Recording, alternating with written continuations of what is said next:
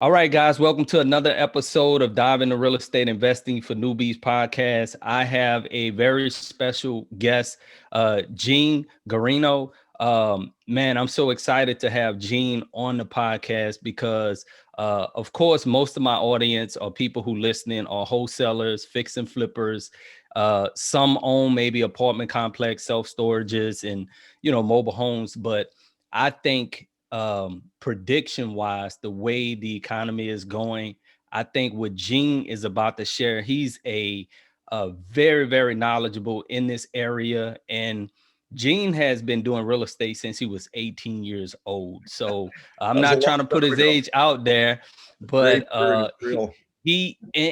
I think what I like about it, Gene, is um, you found something, and like most of us, we're trying to get into this real estate, but you actually continue to educate yourself because, like I said on some of the podcasts, you still are in different masterminds. Like you expanding your knowledge, you're building, you steady building your business. Like this is not, one thing that you actually stop, because you developed this. So welcome to the show, Gene, and thanks for being on. You got it. Great to be here. I'm excited as well.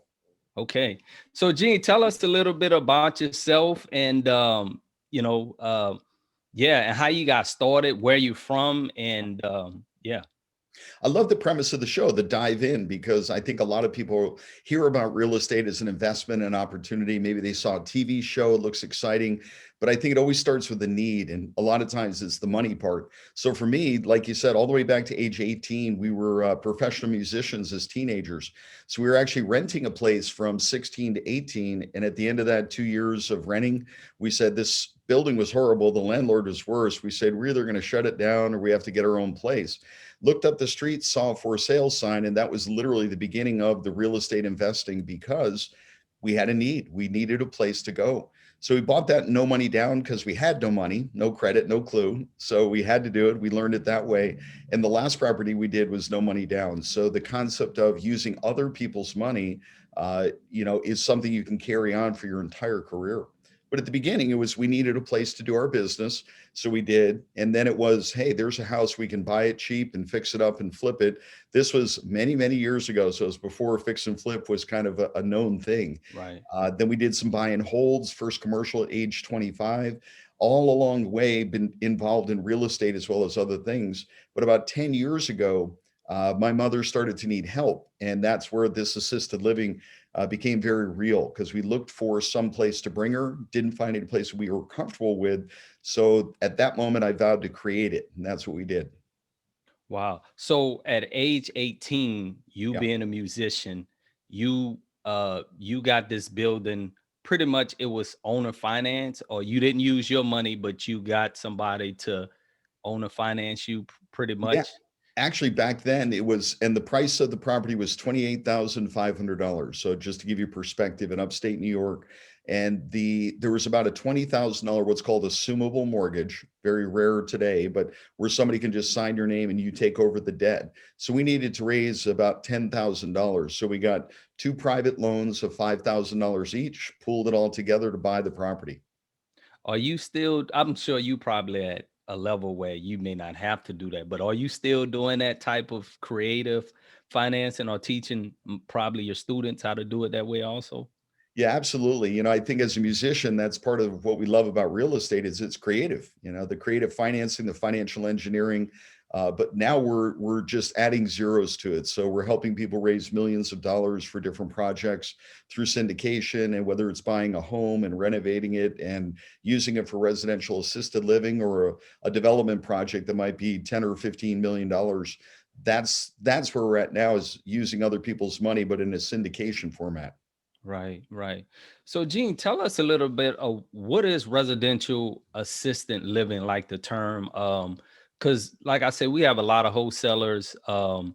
When I look at residential assistant living, like I see, I've seen some homes in my neighborhood or subdivision where the homeowner actually stays in the home, and Yeah. he has these other people in there, like he's cooking for him, he's doing everything. So I was a little turned off, but I guess I didn't understand the full concept. So Right. I really, that's why I'm interested. Yeah. Tell us what is residential assistant, and if there's different kind, or Yeah. And so to be clear, it's called different things in different states. It's kind of like tissue is Kleenex and it's all other brands. But in some states, like you were talking earlier about Georgia, it's called a personal care home. In other states, it might be an assisted living facility.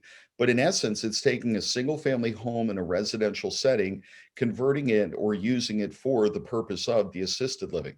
And when I say assisted living, it's not one senior in one home. It might be 5, 10, or 15 seniors in one home, and they're only there because they need assistance. If they could stay at home and live alone, they would, but they don't need a nursing home. They don't need doctors and nurses and gurneys. They need help. They need help 24/7. So it may be help with medication management, food, as you mentioned, housekeeping. Some need a lot of help, some need a little help, but nobody moves into assisted living unless they need that assistance. And the big picture is there's two parts, the real estate part and the business part. And on the real estate part, you can just own it and lease it to the operator of that business. On the business side, there's a lot more moving parts, like you mentioned there, somebody cooking and cleaning and taking care of the seniors. They can make a lot of money, even if they're leasing the real estate from someone. So there's two sides, and we teach people how to do both sides. Okay. So I guess there are a lot of misconceptions of this type of business, because some people think they need to have, I guess, be a registered nurse or something like that. Or so, can you elaborate a little more on the real estate side? Like, if Yeah. you were walking me through and I say, "Well, Gene, I want to get involved into this," where would I actually start? Like, would I the real estate? Do I get the I guess the staff? How would I go about, and Yep. what areas do you teach? Like, what are good areas? Is this good in every area, or is it depending on how much money I'm trying to, I I guess? love it. And what's great is that you've got probably 100 questions that you want to ask, which is great. And just so everybody knows, at the end, I'm going to give you a free book. So just stay with us right to the end. I'll give you a free gift. You can Okay. learn a lot more about it. But the reality is the house itself is actually less important than the location. So when I say location, we're not looking for oceanfront or mountaintop. It's the demographics, the people that live around. So I want a lot of people living within, let's say, 30 minutes of that house. And why? Because it's somebody who's a resident in the house probably has a family member that lives within 30 minutes. They can come and visit them. So 30 minutes, that location, and then the demographics. We don't want the very low. We don't want the very high. There's a sweet spot. If there were 5 levels, it'd be level 3 and level 4, where somebody can afford to pay private pay for mom or dad or grandma or grandpa for their care. Because the average right now in America is $4,300 per person per month in assisted living. So if that's the average, that means there's people that are paying half that and people that are paying twice that and more. So our goal is 4,000 to 8,000, kind of that sweet spot where it's, the average, but above average, and then beyond that. So the house itself, if we were to just, let's say there's a lot more to learn, but if we had the right demographics, the house is probably going to be 3 or 4,000 square feet or bigger. It's probably going to have 3 or 4 bathrooms or more. Notice I didn't say bedrooms because we can convert space into bedrooms. You can have 2 people in a room. If you have private rooms, it's better, but there's very few 10-bedroom, 10-bath houses out there for sale. So it's location first based on the demographics. Then from there, the size of the house, our rule of thumb at the REL Academy is 300 square feet of living space per resident.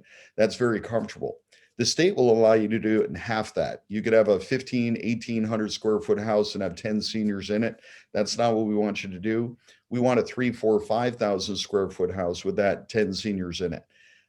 Every state has either a limit or no limits. So to the number of residents, Arizona, we're limited to 10 of those seniors in a home. Texas, they're limited to 16.